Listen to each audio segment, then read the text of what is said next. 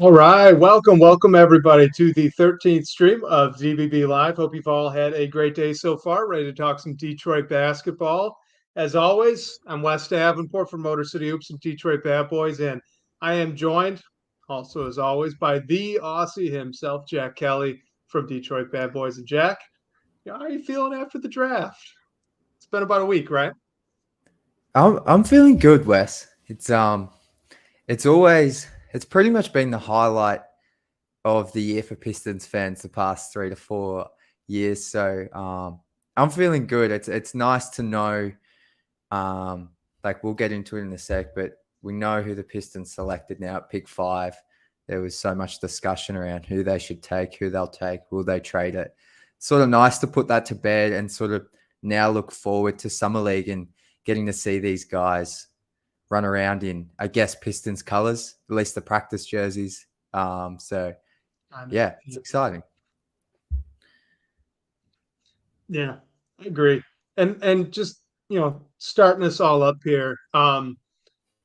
It's been a week from the draft, right? Been a week from the draft. So how have your thoughts changed? Have you, grown on some of the picks? Where are you sitting on both Ausar and on Sasser? Well, we'll start with Asar.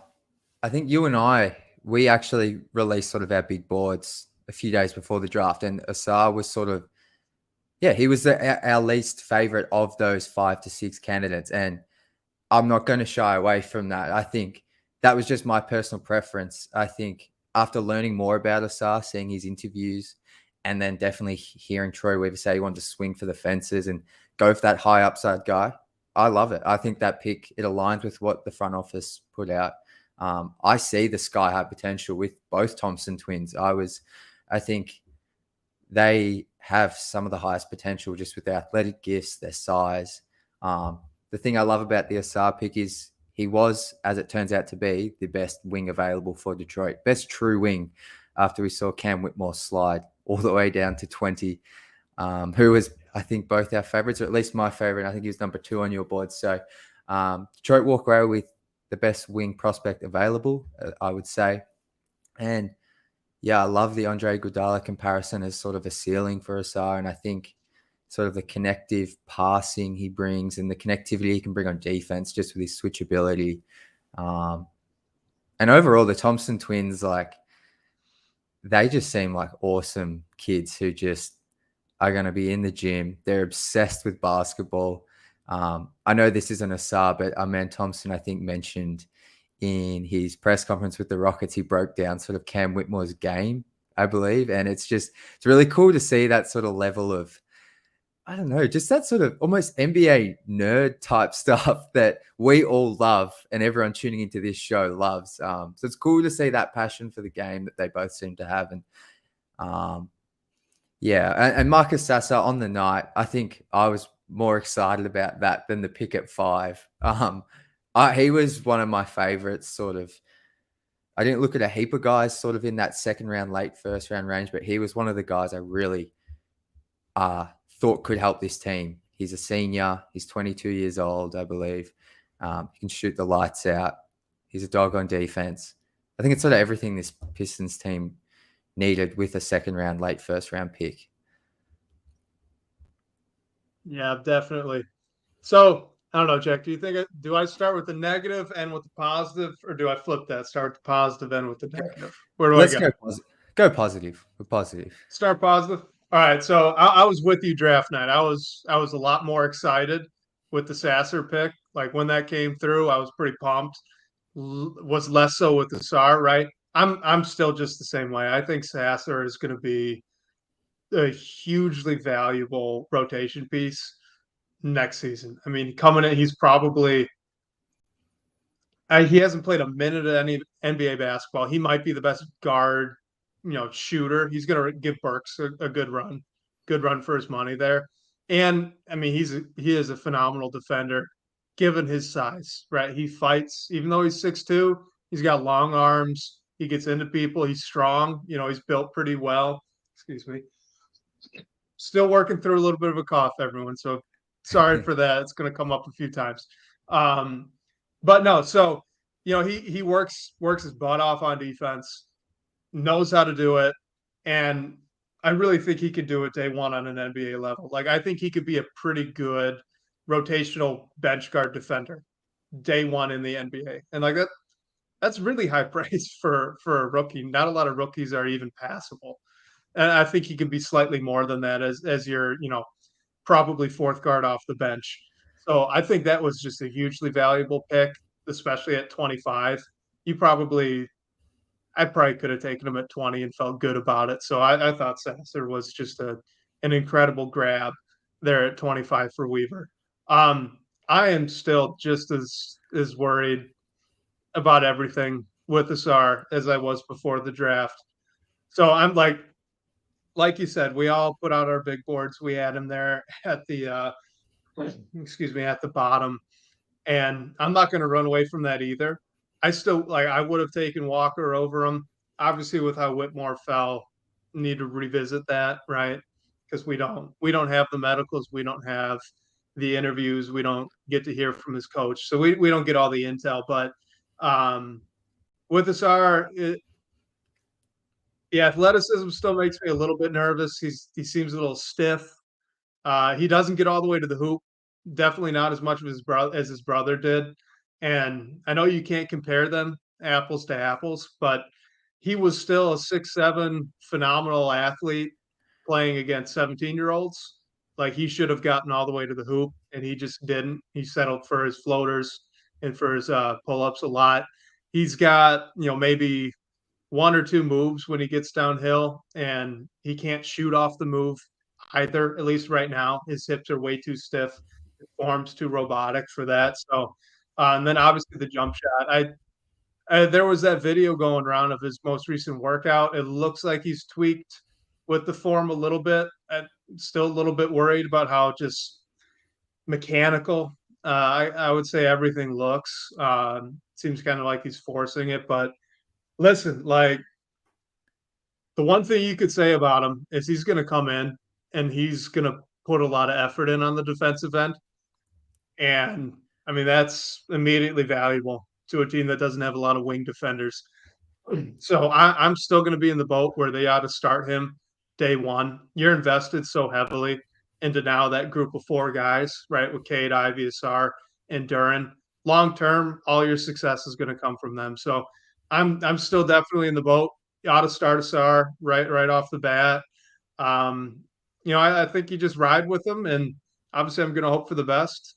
If that shot doesn't come along, and hopefully all the playmaking, everything else can, and you are looking at Iguodala, which would be it'd be great. So that's kind of where I'm at with it. For sure. I pretty much echo everything you sort of just laid out there. There's so much projection with Asar. Like you're hoping the jump shot comes around. You're hoping he can improve the Yeah, handle.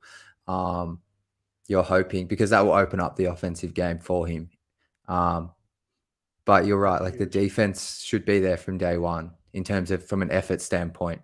Um, and but I think going into this draft, not to speak on behalf of you, but I think you and I are probably more in the camp of getting someone that can help from day one as a rookie, which that Yeah, for me, I guess, was more coming from this is a Pistons fourth time round going at the draft. They've sort of got their young talent, maybe look to sort of complement Cade, Ivy, and Jalen Duran a little bit more. Ausar definitely has complementary talents, don't get me wrong, with those guys. But in terms of from day one, it's going to be a process. And then to hear a couple of days before Troy Weaver say, we're going to he essentially said, we're going to swing for the fences, something along the lines of that. I can get down with that as well. I mean, we've sort of spoken about this draft in all likelihood, unless things go wrong. This should be the last gosh, time yeah. Detroit, or barring some really good draft lottery luck, that Detroit are picking in the top five. So look, I also get from that standpoint, why not swing for the guy with the highest upside, or the guy you see with the highest upside? So, and the other thing as well is like those six players that were in that range for pick five, Anthony Black, Hendricks, Walker. I think we had a men in there. There's a couple others. It was sort of close. You could have it depended on what you valued. So, I said as well, whoever Detroit take, I'll get behind and support. So, I I mean, because ultimately we're fans. So I'm really, really, really, really excited to see Ausar play next week in Las Vegas because I don't know what to expect. I know he played some exhibition games against, I think, an NBL team and maybe some EuroLeague teams. But I'm really excited to see him against some, I guess, NBA level competition and bigger athletes. Honestly, he really ought to excel, kind of go off in all those games. I mean, for the most part, summer league is kind of a glorified pickup game, right? I mean, they try to implement some of the team stuff. The practices, I think, for the most part, are what the team values there, less so the games. So, because I know in the past they've even had some of the young players that aren't suiting up in summer league practice with the summer league team. So, when it's a big glorified pickup game, usually the super athlete's gonna run roughshod. So I'm kind of expecting Sar to make a big impact in those games. I think he ought to be fun to watch. Yeah, I think there's going to be plenty of opportunities for him to get out in transition, cut back door, Oh God, do yeah. some really nice off ball stuff, just especially against teams who are sort of just thrown together within a couple of weeks. If that, there's going to be plenty of Hmm. opportunities for him to cut back door, get a dunk from the dunker spot, and that's going to get everyone excited. And because I think, I guess my question to you, Wes, is what do you see how do you see Asar impacting offensively as a rookie with the Pistons? Like, where do you think he will thrive and get his points from? I think a lot of it's going to come as a cutter or as a slasher, I guess you'd say, right? Because if he can move off ball, Cade's going to hit him.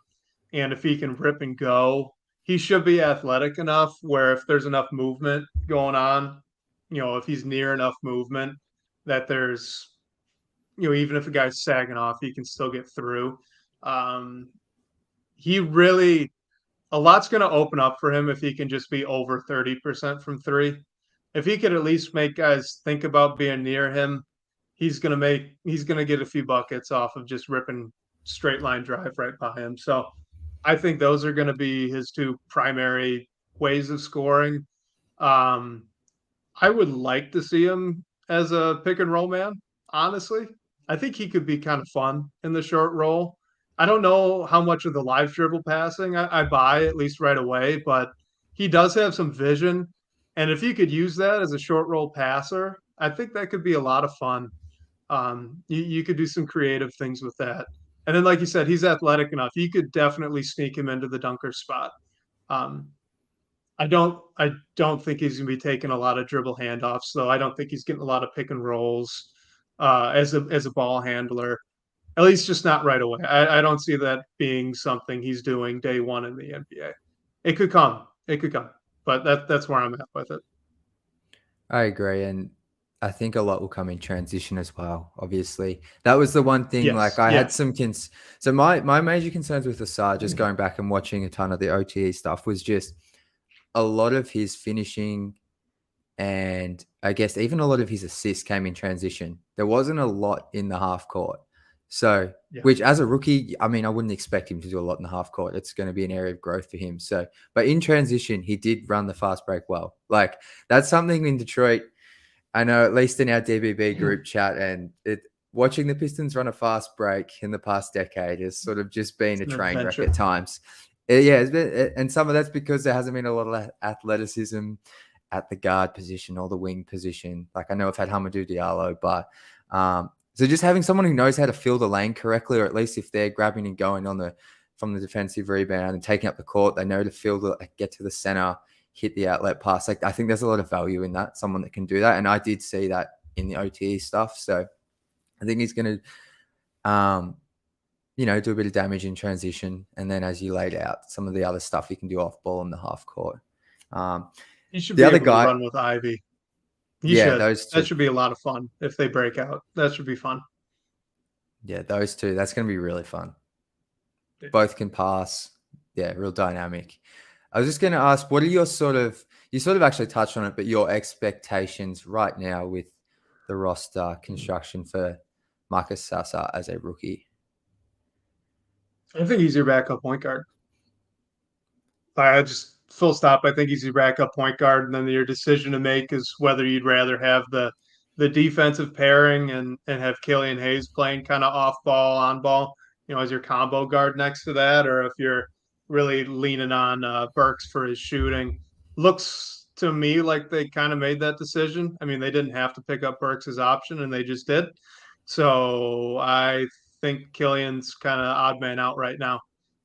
You're looking at four guards in the rotation, and the backups are Sasser and Burks. That'd be my And do you guess. feel? Yeah, I think I'm with you. The killing thing's definitely interesting, but just with do you see Sasser? Like in my mind, I see a lot of like Caden Ivey. Caden Ivey obviously will start, and then they mix match those two with Sasser as the off guard. So I'm not sure Marcus is really. I wouldn't say he's a pure point guard or playmaker. He's definitely a score first guard. Yes. So I think he complements Caden Ivey really well in that sense.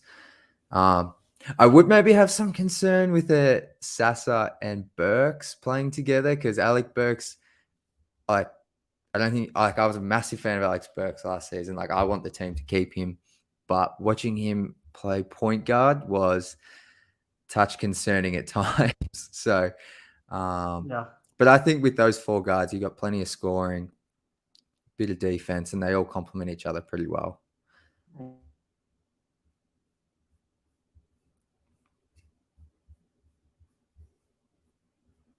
I think I froze. Am I good? Yeah, you're back. All right. What were you asking? Sorry. No, I was just finishing up my comment regarding the backcourt, but I guess we are pretty much. Look, my time zone's different, obviously, but I feel like are we 48 hours from free agency They're about. kicking Yep. off? So I'm actually going away in a few hours, and I won't be on my phone for 48 hours. I won't have access to it. So,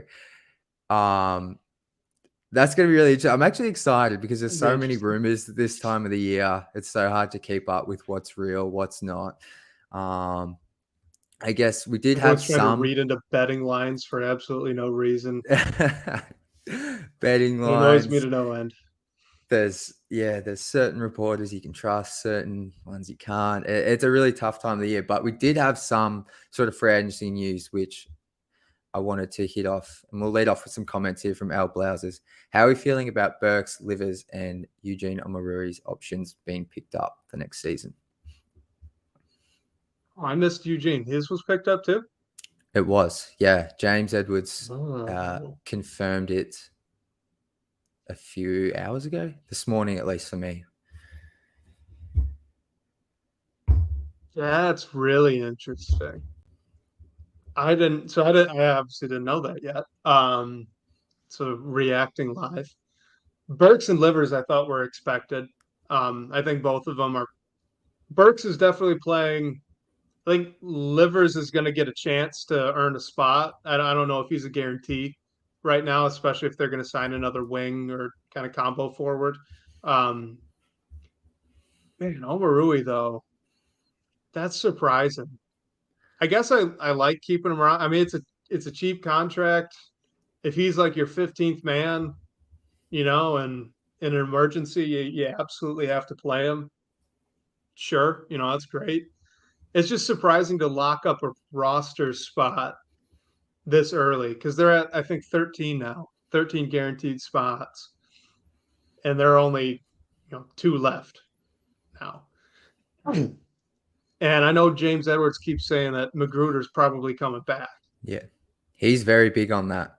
Like I think he said in a recent article, he's an 80% chance to come back if he had to put a percentage on it. Yeah. So if you throw that in, that's 14, but that's another guy that's definitely not playing basketball next year. He's on the team for leadership purposes. So you've got one free agent, and since they're linked with so many new people, I mean, unless a bunch of people get traded, absolutely nobody else is coming back. No other current free agents from the Pistons, former Pistons that are free agents. No one's coming back if you're pursuing, the Cam Johnsons, the Jeremy Grants. So that's just really interesting to tie up the roster spot. That really surprised me. I didn't see that one coming at all. Definitely surprised me. And this is where my lack of cap knowledge, I guess I'll put it, sort of comes into play. So could all, to my understanding, all three could still be traded. Is that correct? Yeah. Okay. Because it feels like, and I personally, like, as excited as I would be for a Cam Johnson deal to happen, I feel like it's just seems pretty unlikely he's going to come to Detroit. But if he did, it would feel like it would probably have to be via a sign and trade for the Nets. So, like my initial thought when I saw these three, all their options picked up, I wasn't surprised by Burks or Livers, but to see Amarui, I was thinking either they're bringing him back for a trade or they're just sort of this free agency class just isn't ticking any boxes for Troy. I'm not sure. The Eugene one really confused me as well because I think with those three options picked up, you're right. I think they have 13 or 14 players on the roster. KDA says Kojo gone, Hummy most likely, Rojo's and out. I think that is definitely where this is going. But the Pistons, they still have around, I think it's 28.5 million in cap space. Yeah. So, Which is still a lot, definitely, yeah. right? I mean, So like you can get a good guy with that, but I'd still rather not spend the huge bucks. it's yeah, it's very confusing. But like, who knows? We could in 2 days' time, some of these guys could be gone. This is where we need our guy Kyle Metz, the Pistons cap guru.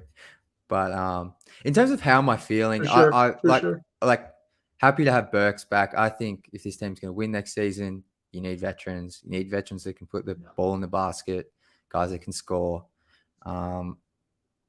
And Livers, I think Troy. So I was interested by your comment then, Wes. You don't know if Livers is his spot is cemented because Troy's been very vocal Yes. in about Livers' importance to the team and sort of how he's a glue guy and what he offers to the team. So I personally am still a believer in Livers. I wasn't as down on his season last year.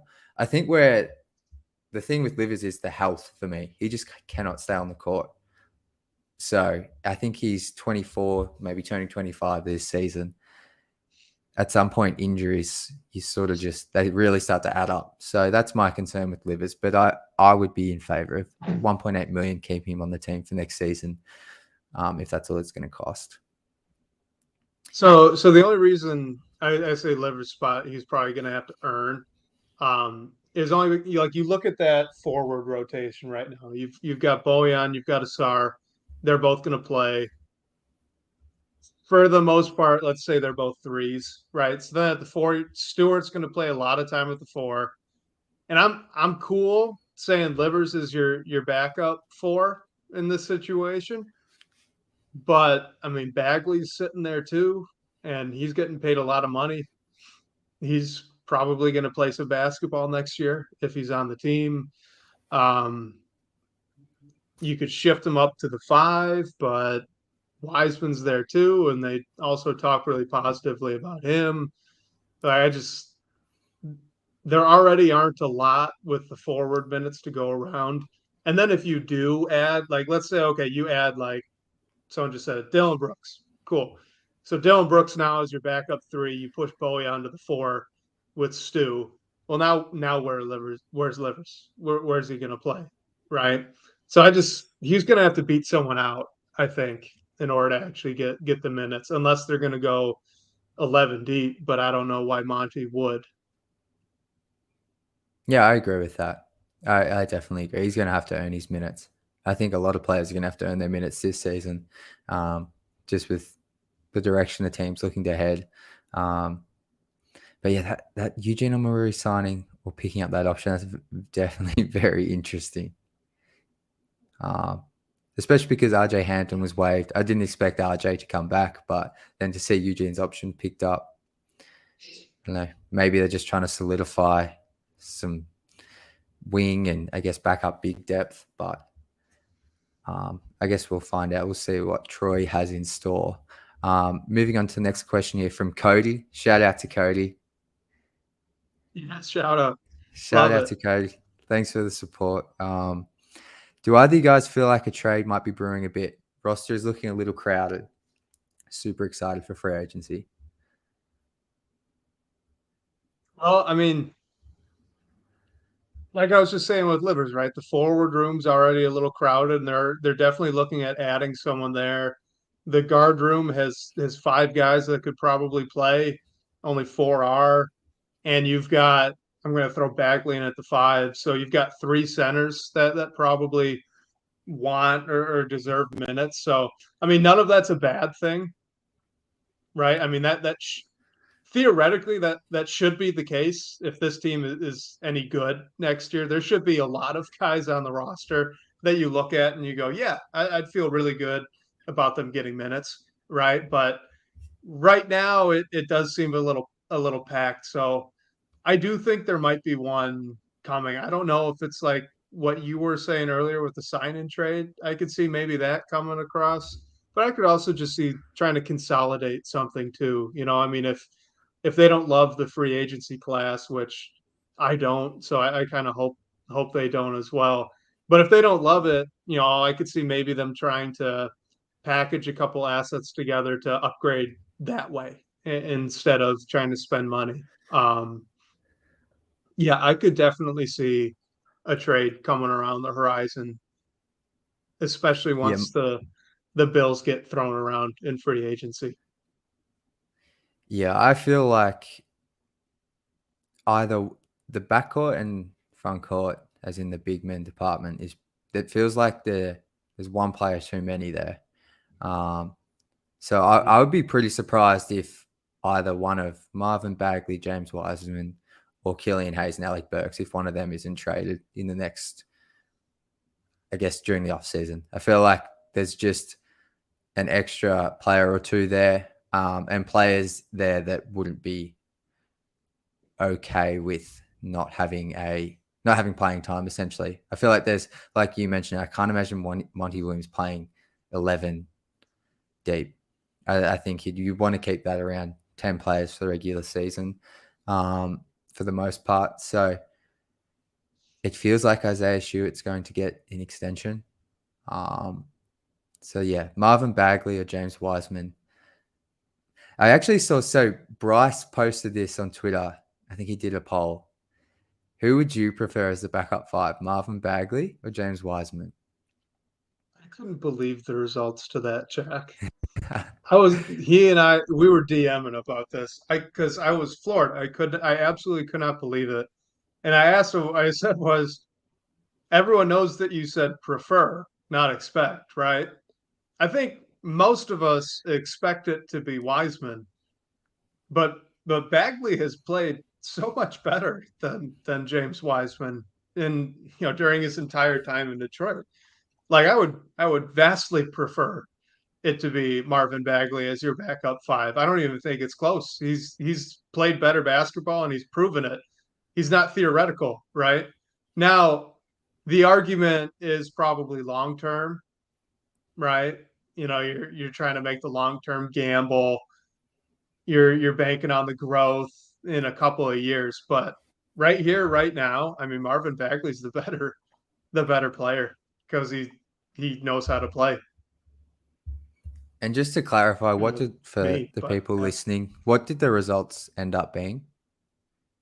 It was Wiseman in a landslide, Yeah. which I think, again, like I think we all rightfully expect him to be the backup five. They talk so highly about him. I think he's going to be the backup five. But you're asking what you prefer. Like what's the more optimal outcome in your opinion? And to me, it's so obvious. It's the guy that's actually played halfway decent basketball in a Pistons uniform. It's Marvin Bagley. I couldn't yeah. believe that. He couldn't either, for the record. For the record, he agreed with me. Well, I think like I would say, yeah, Marvin Bagley has definitely shown more. Hasn't been able to stay on the court, but when he's been on the court, he had that Yes. stretch with Cade Cunningham. to close the 21-22 season, which was fun. That was really fun. That had me, I don't want to say fooled, but maybe I was fooled. Like after his first 20 or so games with the Pistons, I thought Marvin Bagley could be helpful long term.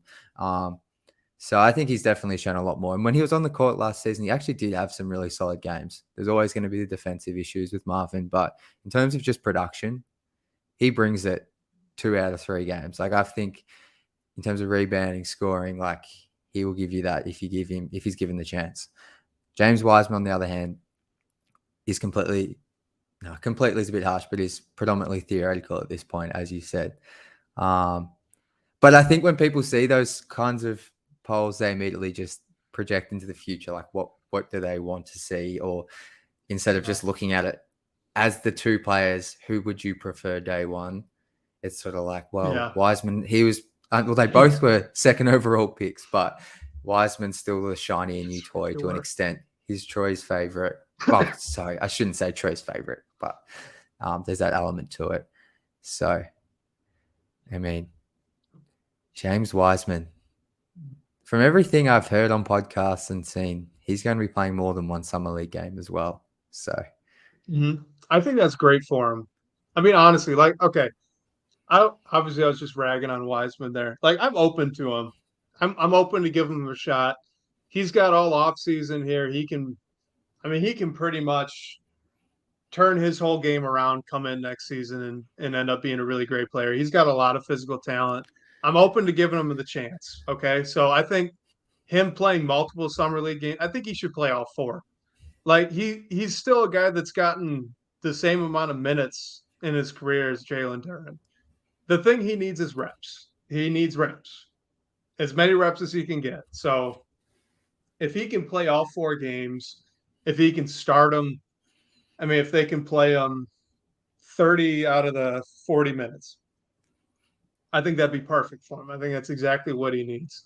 Don't let him do yep. any post ups, right? Have him really focus on the screen and roll. Maybe have him do some like elbow ISO, try to get to the hoop. Some face ups. Yeah. Right, exactly. So have him work on those things, and you know, we'll see what happens from there when he gets to the regular season. But like, I think that's absolutely the right move for him. I hope he's open to it and he really goes head on for it, right? And he's been hurt so much. Actually, do we know if he's played summer league minutes before? He played last season, I think, or He did. last summer with the Warriors, at least 2 games, maybe 3. I remember seeing So some there you go. buzz. Yeah. He did play, yeah. So I think, look, ideally, typically that 4th game sort of feels like that's when the teams do some agents some favors and try and get some lesser known guys, some minutes, some Yeah. NBA minutes. So if they get, but those first 3 games, if he can get, 25, 28, even 30 minutes, like you said, yeah, I think that's all worth it. And I guess while we're on that, Troy or the Pistons or Troy might have said that Ivy, Duran, I believe Isaiah Livers, and then obviously Ausar, Thompson, Marcus Sasser, and Wiseman, as we just discussed, will all play at least 1 game. What are your thoughts, particularly on Duran and Ivy playing a game, or if they play a half? Do you have any, I was going to say concerns, but yeah, what are your thoughts on all those guys suiting up? So I really value the whole summer league experience. I do. I really think it's good for the guys. I'd like it if Ivy and Durham played 2 games. Honestly, just keep letting them get out there and have fun with it. I mean, they are running some of the stuff, and then now, it's their second time through. They both had good rookie years. They should be more leaders when they're out there. I think that's valuable experience for them too. Try to get these guys that, haven't really done it as much up to speed out there on the court. And then obviously, have them in the practices the whole time, even when they aren't playing. That's going to be super valuable. But the honestly, the only thing that stood out to me from that group was that Killian Hayes wasn't named. I thought Yeah. it would be valuable for him to get out there again. because what's the thing he needs to work on? It's his jump shot. Live game reps on your jump shot, big deal. And he's I was a also, little surprised that he wasn't out there. I believe he's also not playing for the French national team. So that would have been my first thought as to why he's not playing. Maybe he was training overseas, something like that. But I believe he's not playing for the French national team. So that's actually a really good pickup, because if James Wiseman is there, he's going to his fourth season. If Jaden Ivey's suiting up, you'd expect Killian Hayes to suit up. So, I mean, for all we It's know, not he like could. he's been a significantly more successful NBA player through Yeah. 4 years. So, yeah, I think I'm still a bit curious if Ivy and Joan actually suit up, because I do remember when it was announced last summer league, they announced he was potentially going to play. So, and he obviously never did in the first game. So, but I think if they're going to be there to practice, you may as well play a game or two. You can get injured as you can get injured in practice. I mean, when I first saw it, I was like, oh, Jaden had an ankle sprain in his second game at Summer League, so I was a bit hesitant. But, I mean, you can roll your ankle anywhere. So I think if you're going to be there to practice, you may as well play, build some chemistry with your new rookie teammates. It all sort of counts. Let's real quick. Before we move on, I want to touch on the injury thing because I've always thought this is kind of ridiculous. If you think that these guys aren't playing 5-on-5 games in their own training all summer long, like you're very wrong. Okay. So they're just playing 5-on-5 is not more injury risk for these guys. So throwing them out there in the summer league game, it's not more injury. If anything, it's less because you've got training staff there, you've got refs there controlling physicality. It's a far more controlled environment. Like Summer League is a very, very good environment for these guys, and they're going to be playing ball, like you said, one way or another, all summer long, no matter what. So there's no increased injury opportunity by throwing them out there in the Summer League games. I think that's just kind of the wrong take to have. Yeah, there you go. Did, It was an Olympics practice for Stewart. That's right. Wasn't even a Summer League. I It was forgot about that. Olympics. They're everywhere. They go everywhere. It's just guys will get Did hurt or I they won't. did I just get roasted by Wes? No, I wasn't talking. I'm joking. I'm joking. Oh, good. I can't roast my co-host. Well, look, guys, I'm actually going to be at Summer League next week. So two things: if you're going to be there, Yeah, I'm DM jealous. me. I'll be there for definitely the first two Pistons games I believe they're on the Saturday and Sunday. And I'm there till like Tuesday or Wednesday before I leave. So DM me. And also, I'm hoping to have credentials approved. So if you have any questions you might want me to ask, if they're reasonable, yeah, hit me up. I'd love some ideas for questions and that sort of thing. So, and we're also going to be doing some Bryce and I are going to get to meet for the first time, so that'll be fun. But yeah, hit me up. Moving on though, I've got a question here I wanted to hit from the DBB comments. This was from Cross-Eyed. So he sort of talks about bad or at least not great deals to trade for: Joe Harris, Lonzo Ball, Kyle Lowry, Evan Fournier, Marcus Morris. So take on some money. I assume there would be some sort of draft pick compensation. I don't know what you would be getting exactly with these guys, but I would assume there'd be some sort of second round pick or a very late first with these two. So taking on some bad money for maybe a vet like any of these names, does that have any appeal to you, Wes? Yes, like the general idea of it is pretty appealing. I think it's a great idea. I know we actually talked about Kyle Lowry before the draft happened. I thought it was a great idea then. Now that you've got Sasser and you've already got kind of a backcourt, backup, it probably wouldn't be a great idea to add him. So, if you're looking at more of the forward types, Morris isn't a bad option. Joe Harris isn't a bad option. I really like the idea of touching base on Tobias Harris. I mean, he's getting paid a lot of money, and if he could get had for, not too much, and you maybe take a first round pick back, shoot, he's probably starting at the 4 for us. He's still a good shooter. He's a good enough player. So that's a name I wouldn't hate at all. I don't know. Do you have any other ones? I can't think of any off the top of my head, but in general, I think it'd be a good idea if they can swing it.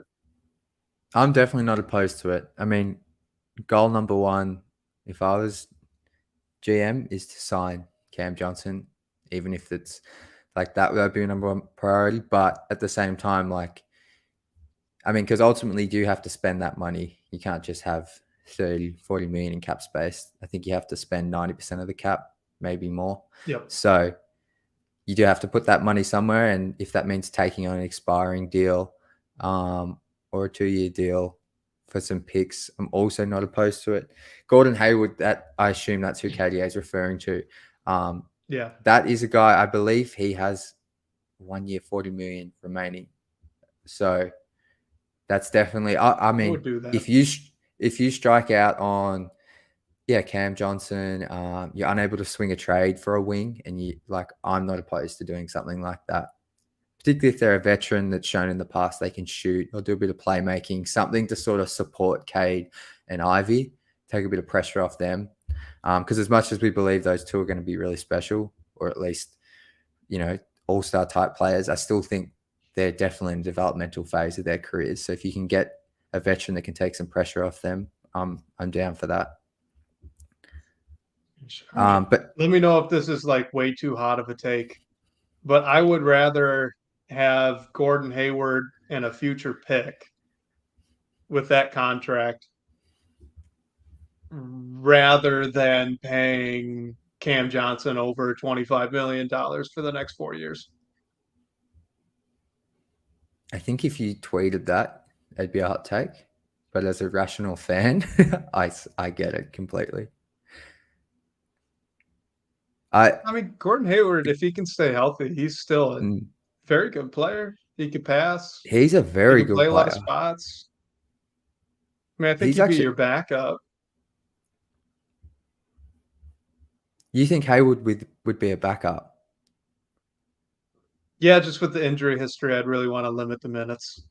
That's interesting. So because this is, I didn't really want to get into this on this stream because we don't even know the roster yet. But let's just say, like, do you think this is fine to think this, that the starting lineup right now would be Cade, Ivy, insert small forward, whether that's Ausar Thompson for agency signing or they keep Boyan, Stu, and Duran. I just think with the front office's investment, I sort of see Stu starting at the 4. I'm not like to start the season. I'm not saying I 100% agree with that, but so would you start? You would have Hayward coming off the bench with that lineup.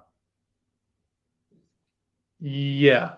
But like I said, Okay. it's not Hayward coming off the bench is largely just due to limiting his own minutes. Like it's easier to keep his minutes under 20 by not starting him than it is if you do start him. Like if you're gonna add a Harrison Barnes, I think he's definitely starting. And now you're insert small forward there. I'm not sure. Um, my honest my honest bet is that there are 4 starting spots taken, and they're about to sign the 5th, Okay. sign or trade for the 5th. And you see I Ausar think Thompson starting as that 4th? Yep. is the 3. Yeah. Yep. I do. Maybe You I'm in the can't think of the last minority. top 5 pick that didn't start. No, that's a good point. That's going to be very interesting. I don't. I think I want to see Ausar start because the other thing with him starting is I think like him in a backup or bench unit. Like I know all these players, it's not just platoon 5 guys in, 5 out, but Yeah. I feel like he sort of has more of a chance to thrive alongside Cade and Ivy, who can take ball handling duties, as opposed to maybe Sasser, Killian, or Burks, who aren't necessarily pass first guys. Well, Killian is, but he has the shooting deficiencies. So, yeah, maybe my Stewart take starting at the 4 just to open the season. Maybe I'm off base there. I think he's probably. I think they're. I hope, but I do genuinely think that they're trying to engineer a way to have him be the third big, and that's what they're hoping to do here in free agency. Um, and with the Ausar starting, I mean, I think one, he was a top 5 pick. He's probably going to start, but two, you're so heavily invested in that group of 4. Getting them a ton of minutes right away is good. And I think actually James Wiseman did start when he got healthy. Just throwing that out there, by the way. I'm pretty sure he did. I think they threw him out there at the 5. With the end of last season. His rookie year. So he was Oh, hurt a sorry. bunch, and then I think they ended up starting him at the 5, and then he got hurt again. Okay. I saw All right. someone had commented it, and I missed it. No, that's okay. I think that was Kirk. James Wiseman didn't There it is. start. Yeah, Yeah. All right. We have a question here. If Ausar is the 4th person to start, what are you projecting with Boyan? All right. If I'm Boyan's a running the mystery show, he's man. my starting 4. And He you're is just a all mystery offense. man. Yeah, I think if I'm running the show, I'm starting him at the 4 and just, I mean, he could give you most of what you'd get from Cam Johnson anyway. Not on the defensive end, you'd lose that, but offensively, yeah, he's actually probably better. I think if they end up signing a guy that'll end up playing the 4, I think Bojan's a big minute 6 man. I mean, Ausar starting doesn't mean he's going to play 36 a night, right? Like he's probably still capped out at 26, 28. And Bojan's going to eat up all of that plus whatever else they're going to give him at the other 4 spot. So I still think he's going to be getting 30 plus minutes a night. I just expect it off the bench. And I cross my fingers that he's okay with that. Well, that's the question. Would you be okay with that? If he's not, then he's going to ask for a trade. Especially on a team that we It's all bad. hope Yeah. wins more games. But yeah, in the context, when you zoom out, they're probably most likely going to be a poor team in comparison Thanks to the for the rest of the double league. check, Kurt. I wasn't 100% sure. So appreciate it. And so, look, I think Boyan's shooting. I feel like I say every episode. I just think it's invaluable for this team.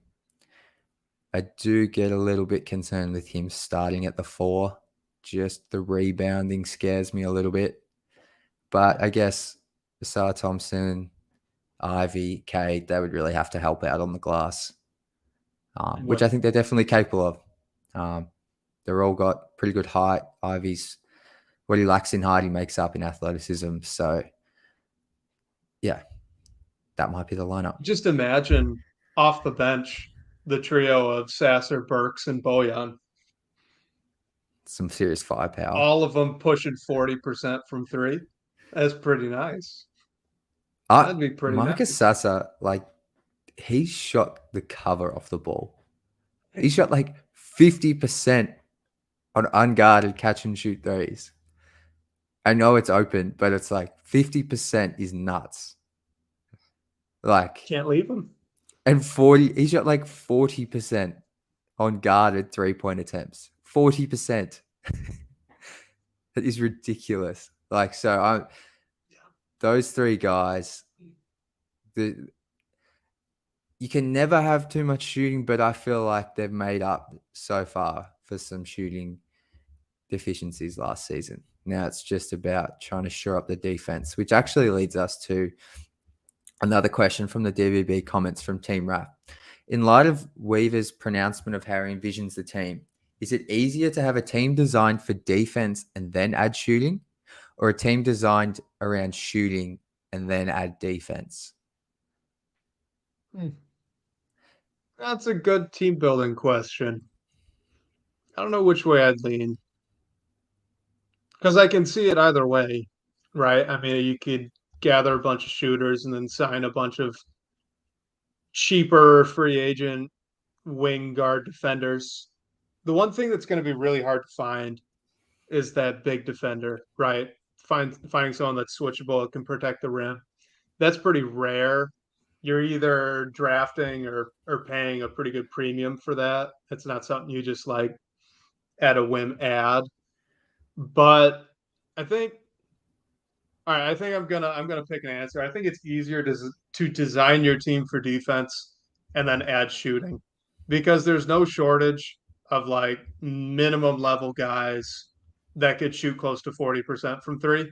They can't do anything else, but like they can shoot the ball, right? They're in free agency every year. Um, they're everywhere. You could pick them up mid-season. I think the Pistons remember years ago with just grabbing Wayne Ellington after he got waived. Like you can find them anywhere. Good shooters are coming everywhere. If that's all you care about, right? You can find a cheap, good shooter. Like you can just pick them up like a penny on the ground. They're everywhere. So I think I'd go that way. It's easier to build your team for defense, and then just only look for cheap shooting and fill out the roster that way. Yeah, I think it's easier. I think how I would answer this is I would say, yeah, it's better to start and build with from a defensive standpoint because I think you need a top 10 or at least top 15 defense to be a playoff team. Top 10 if you actually want to contend.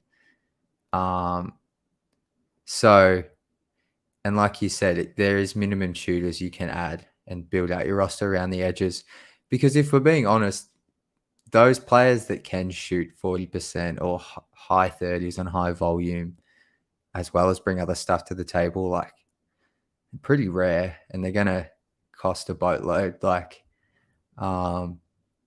So I think you're better to start with defensive and then add shooting rather than go shooting and try and find that defensive centerpiece because, like you mentioned, they're expensive. They're normally so. I Yeah, mean, look at defense, the then Heat, add the shooting. right?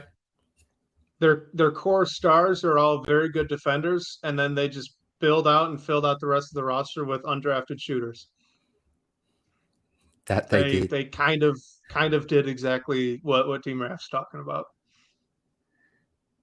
They, yeah, all undrafted. Duncan Robinson, Max Struess, um, is it Cody Martin or Caleb? Cody, I think it is. Thanks, Cody. Maybe it's Caleb. Okay. Anyway, yeah, they're just a crazy example of sort of player development. That was actually, speaking of, it's interesting you bring that up. I think I saw Caleb Martin. it's Caleb. I saw some sort of rumor floated around about Max Struess, at least I did see. linked to Detroit. I mean, I don't put a lot of weight in that, but would that be a player you'd be down for? He's another kind of wing guard type player. He can shoot the crap out of the ball, but I don't know. Oh, okay. So he's more heavily tied to the Pacers. Um, I don't know. I mean, he's a great shooter, so he's a good fit in that way. And you'd really be pushing Boyan up to the bench four if you do that, which even tightens up the whole Bagley, Stewart, Duran, Wiseman thing even more. But I mean, it wouldn't be a bad signing. Also, yes, I know. I can't like hardly see out my window. It's just smoke everywhere. Oh man, I don't know what to believe. The more I've got into this sort of NBA content creation type stuff, I don't even know what's true, what's false. There's so much smoke. Remember a few years I ago, I'd know. see a rumor and you'd see like if I saw Max Struess linked to the Pistons, like I would think it's happening. Now it's just like I don't know what's true, what's false. This is actually another, yeah. Ian Begley mentioned Dante DiVincenzo potentially being linked to Detroit. I believe he opted out of his deal to become a free agent yesterday. Yeah. As Kirk mentions, it doesn't make a lot of sense if we're keeping Burks So it did make sense roster wise. Like Dante DiVincenzo, I think the mid level's around 12 million. I'm not sure I'd be down for that. Like I like him as a connective guard, but yeah, I'm not sure. I like him. I mean, he's a pretty good shooter. He's a pretty good defender. Like you say, he's a good connected passer. That's one like if you're gonna deal Burks as the primary piece and attach like Bagley and Killian to add salary to get something, right? Something larger, consolidate that down, then like DiVincenzo would be great. It's like this is about 1 year too late. I would have really liked him last summer, but now that we have Burks, as long as he's on the roster, I think it's pretty um, duplicative. Even though Very, DiVincenzo, I think, is a far better defender. yeah, I'm with you. Another question here from Sam. Do you think this roster would benefit most from adding the ideal 3 or the ideal 4 with the 28 million in cap space? He's going with a 4. I think it's got to be a 4, right?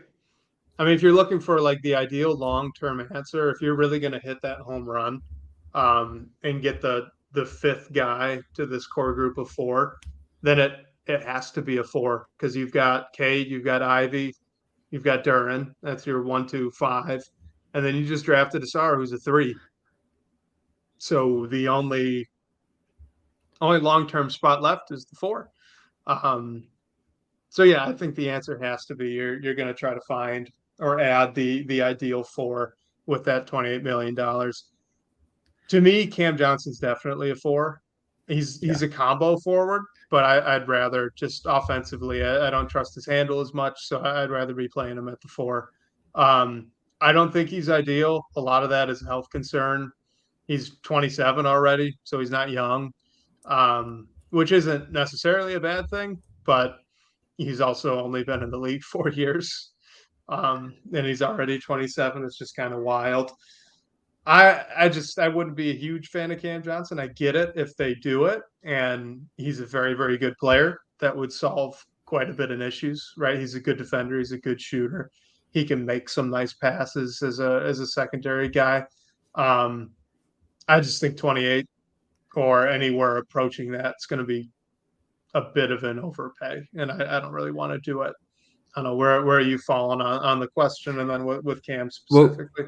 just to back up Sam's, I guess, statement with Cam being a 4 and your take 2, he definitely is a 4-man, or he plays his best basketball as a 4-man. I've just pulled up some numbers here. So, yeah, he was plus 7.7 net rating at the power forward position last season. Yeah, he's always played, at least the numbers back up Cam being more impactful on both ends of the floor as a 4-man. So I think he's definitely a 4-man, and if you could get him, he sort of rounds out that starting 5 really nicely. He does. I think for me, so 25, 26 million, I'm cool with that. 25, I'm cool with. 26, I'm starting to get a little bit nervous. 27, a bit more nervous, and 28, I think that's where I'm out. And I know that's probably what it's going to take to get him. And I know some people might say, well, that's only $1 million extra, but you sort of just have to have a point where you're out. And I think Cam's an excellent player, but just with the injury history, like you said, he's 27 years old, and like the age doesn't bother me that much, to be honest, but it's just something to factor in with injury history. I think I calculated it yesterday. He's played 72 or 73% of potential games. So he's missed close to a third of all potential NBA games. So it's definitely a concern, the health. And when you're investing that much money, and we just spoke about a guy, Gordon Hayward, who excellent player when he's on the floor, but he just can't stay on the floor. Now he's got a more concerning injury history than Cam Johnson, but there's definitely parallels there. So, yeah, but I like him at the 4, and if the price is right, I think it's it's a seamless fit. It makes a ton of sense. And just to back you up with the health thing there a little bit more, it's that he's 27. He's already 27. He doesn't have a lot of miles on the tires, right? He has not played a ton of high level basketball for how old he is. And he's already pretty much been playing about 60 games every year um, for the 4 years of his career. So you're going to commit to 4 more years, right? What's that going to look like when he's 30, 31?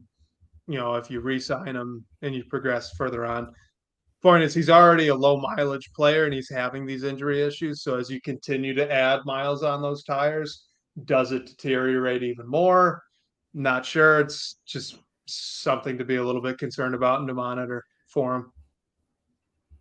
Definitely. And that's the thing. Like, yes, he played 4 years of college or whatever, but I mean, in college, you're playing what, 30 games? NBA, you're playing 82 games, plus he's played playoffs, plus the bubble games, plus finals appearances. Like, that's part of what makes LeBron's run just so ridiculous. It's just the durability. Like, it gets taken for granted, I think. So it's definitely a valid concern with Cam Johnson if you're going to be paying him close to 30 million a season. So bringing this up from Kirk, because I want to talk to you about Pat Williams. Bulls keep adding salary and they really aren't changing the team all that much. They still haven't re-signed White, Dosumu, or Pat Bev yet. What might it take for you to try to add Pat Williams to the Pistons roster? And we do have to remember that Weaver did really like Pat uh, before He that did. draft. I feel like Pat Williams, a lot of Pistons fans, he was sneaky, one of the guys. I mean, I feel like Killian was one of the favorites, but Pat Williams was definitely one Pistons fans were enamored with. In terms of a trade, like, what are the Bulls doing? Like, they've re-signed Vooch. Like, I've got a couple of Bulls guys on Twitter that I follow, and like, it's confusing. But I mean, Pat Williams, like, I still think there is a player there. Like, there's something about his physical gifts, just his frame. Like, there seems like there's so much potential there on the defensive end. He's a true wing. I mean, I thought we would have seen more from him as a shot creator. I think, was he out of UFC or UCF? Wherever he was from, I remember watching him and he played he played a bit of point guard. I think he came off the bench, but he handled the ball a little bit. So I thought we'd see a bit more from him in that sense. But in terms of what would it take to get him, I'm really not sure. Maybe I really don't know because I don't know what the Bulls would want. Would they want a veteran? Would they want Alec Burks and maybe some sort of draft compensation? Do they want to take on Killian Hayes with an Alec Burks? Because Lonzo Ball, unfortunately, he's definitely out for this season and his career's sort of up in the air. Would they maybe want to take a flyer on Killian as a backup guard, play alongside Zach LaVine? Because they really only had Pat Bev last season. I mean, those are just some of the names I would throw out. I honestly wonder if Burks might do it. Like the question is, how crazy are the Bulls going here, Yeah. right? Are they going all in to really try to push to the next level and make Levine happy and DeRozan happy and Vooch, who they just re-signed? I Maybe, mean, Burks is pretty much matching salary, and he can come in, he can play right away. He's going to be a good backup guard for them, and Williams, I don't know if he's really in their immediate picture. Uh, they they probably want someone to fill his spot, but it's not like so they played him a ridiculous amount. I the don't know. reason I agree, the reason I'm really struggling is because when they signed Lonzo and they signed DeRozan and they made the Vooch trade, like Pat Williams felt like that young piece that was sort of going to bridge them from those aging guys to, keep some form of success going. But due to injury, maybe development, lack of opportunity, he just sort of hasn't taken that step. But I still feel like if you're the Bulls, he's sort of your blue chip trade chip.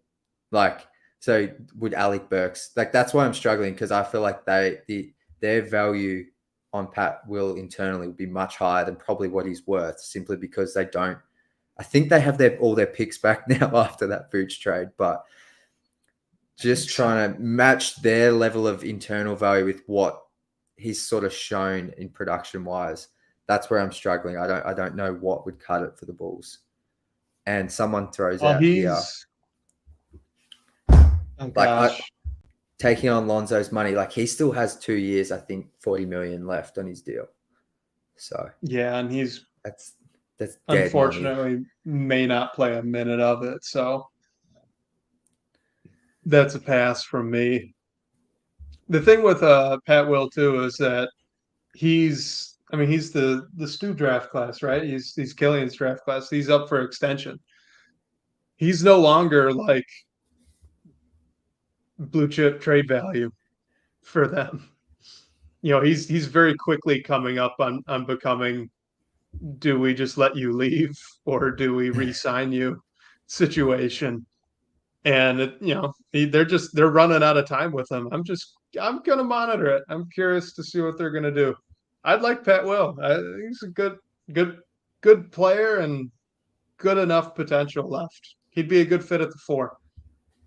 Definitely.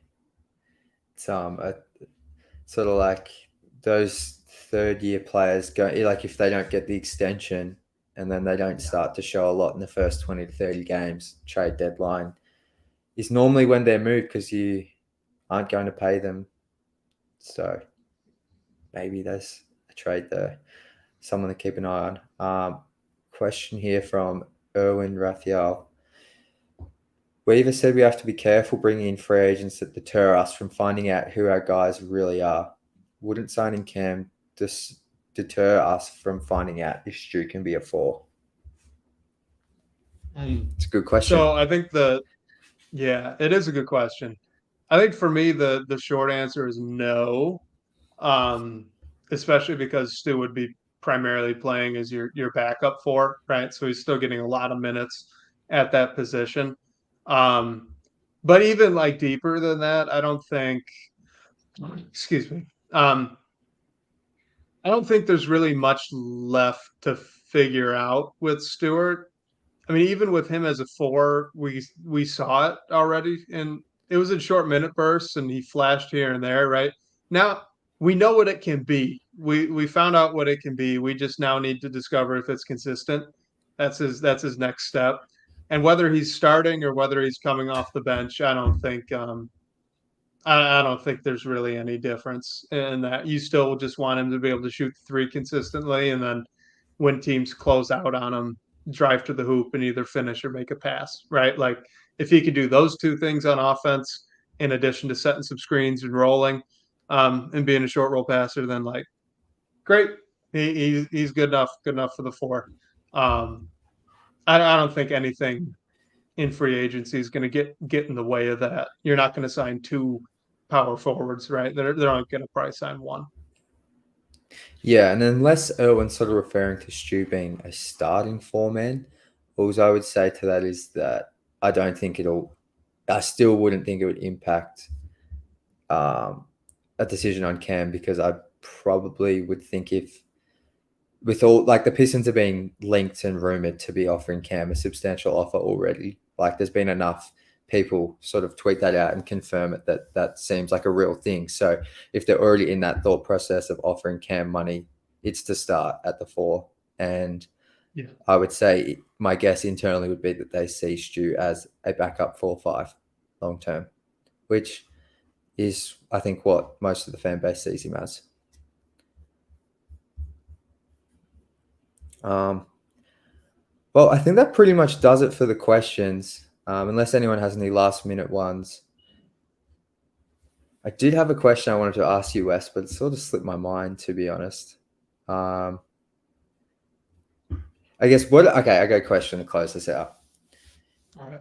Ausar Thompson's, let's say he plays 3 games. He's playing 28 minutes a game. What do you think his numbers are for Summer League? Just scoring and then assists and shooting percentages. I don't think that the shooting percentages are going to be good. I don't think he's going to be shoot. I don't think he's going to shoot well from three. I think he's probably going to finish well. Like that's my hope. Fingers crossed. I hope he actually can get to the rim and finish really well since it's such an open setting. So I'm hoping double digit points, and if he can push over 3 assists and over 5 rebounds, that'd be awesome. And if he can shoot, over 55% from the rim in summer league, I think that's going to be a huge, huge, huge win for him. Huge win. Nice. All right. We do have one more question here. We'll close out with Christian. Who are your favorite lower tier wings that we could sign if we strike out on the higher tier guys? I don't know if you put him as a lower tier, but would Grant Williams be a lower tier, or is 10 to 12 million annually too much for a lower tier? No, I think 10 to 12 is definitely lower tier. I think Grant might be a little higher than that, but I think you could definitely throw him um, into that category. I think like the name here for a lower tier wing is Yuta, right? Watanabe. I mean, he can shoot it really well. He can't do all that much else, but he can shoot it really, really well. Just put him in I the mean, as corner. a right, you could literally stick him in the corner. So as a low minute guy, Yuta wouldn't be a bad one at all. Um,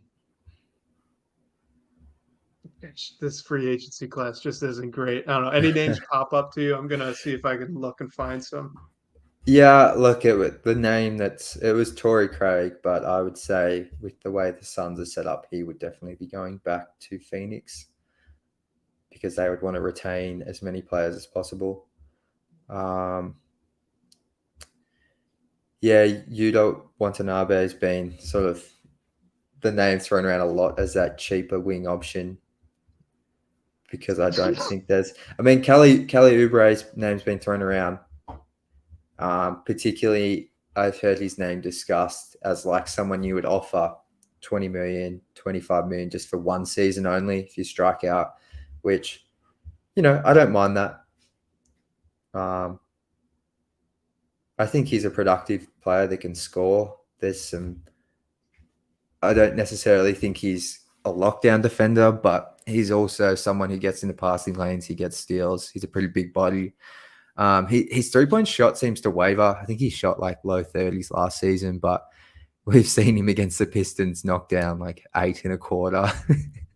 So, I mean, if they sign Kelly Oubre, I wouldn't mind it. But yeah, if you come up with any other names.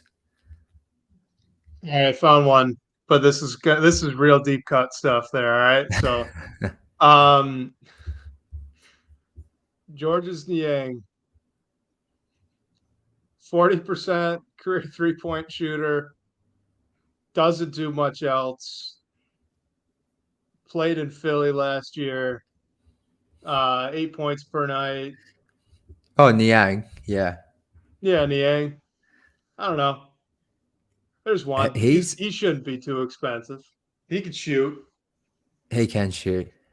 He's a competitor as well. Like I know he's He definitely a is. Yeah. player that you either love or you hate. He's a love-hate guy. Some other names in the comments here. I think Jalen McDaniel's the brother of Jaden. Oh, am I right in saying that? Are they related? He was with Sure. the. Maybe I I know what just you're talking assumed that about, but I'm not sure. they have a similar body type and sort of look the same. So They do. similar Yeah. name. So he was with the Hornets, and I think he got traded to the 76ers last season. He's a bigger wing, I guess. I can't imagine would cost a lot. Keita Bates-Diop from the There you go. Spurs, I believe. I don't mind that either. I Yeah. still remember watching him go off for 30 against the Lakers a season or two ago. Played under Coach Pop. You'd think he's a good locker room guy, someone who's just willing to play a role. Darius Baisley, I think I'm good. I think I just saw on Spot track that his option was exercised. I think. Okay. Don't quote me on that, but I think. Okay, so he'll be returning to the Suns. PJ Washington, I think he's going to cost a lot, and you're going to have to I match. think he will. Like I don't exactly know a number, but I don't know if he brings enough defensively for me, because yeah, I'm not. PJ Washington, I think he's a solid NBA player. I just don't think he's a good enough shooter like Cam Johnson. Yeah, I'm not that big on He is a PJ good Washington. shooter. He's not an amazing movement shooter. Honestly, I think a lot of his values is like a small ball five, which is not super helpful on this team. But I think you're totally right. He's going to get a lot more than that, like 10 to 12 range. So Yeah, probably not that one. yeah. I think that's all the names. I think that closes us out. You got anything else to add, Wes? I don't. Excited for Summer League and for free agency to get going here in 2 days. I See what know, man. happens. It's exciting. And yeah, next week we're gonna work out our schedule. We're definitely gonna do a show or two maybe next week while I'm at Summer League. And I'm gonna try to get some content on the YouTube channel, Summer League related. So keep your eyes peeled, like and subscribe if you haven't already. As always, appreciate everyone's support. Appreciate all the help in the comments, everyone keeping us up to date. And yeah, thanks to Sean Corp, the managing editor of Detroit Bad Boys. Thanks to my co-host Wes. I'm glad you're feeling a little bit better. Thank And you. Yeah, me too. we'll see you next week for some exciting Pistons discussion. See ya.